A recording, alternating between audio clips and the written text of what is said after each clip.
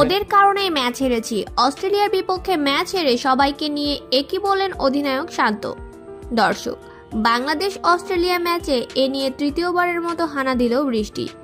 প্রথমবার টসের আগে, বাকি দুবার অস্ট্রেলিয়ার ইনিংস চলাকালীন। তৃতীয়বারের বৃষ্টির কারণে ফের খেলা বন্ধ হয়ে গেছে।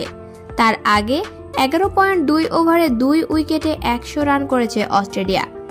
ওয়ার্নার 53 আর গ্লেন ম্যাক্সওয়েল অপরাজিত আছেন 14 রানে। এর আগে বৃষ্টির কারণে এরপর 15 মিনিট খেলা বন্ধ থাকে। ফের খেলা শুরু হতেই হেডের উইকেট তুলে নেন রিশাদ হোসেন।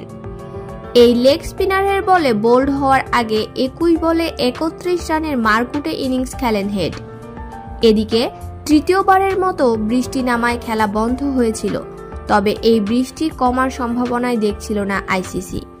অনেকক্ষণ অপেক্ষা করার পরেও বৃষ্টি কমার সম্ভাবনাই দেখছিলেন না আইসিসি, যার কারণে কপাল পড়ল বাংলাদেশের। কেননা আইসিসি অস্ট্রেলিয়াকে 28 রানে জয় ঘোষণা দেন। এদিকে ম্যাচ হারের পর অধিনায়ক শান্ত বলছিলেন, আমাদের ব্যাটসম্যানদের অনেক দুর্বলতা ছিল, ব্যাটসম্যানরা অনেক রান কম করে, যার কারণে ম্যাচটা হারতে হয়েছে।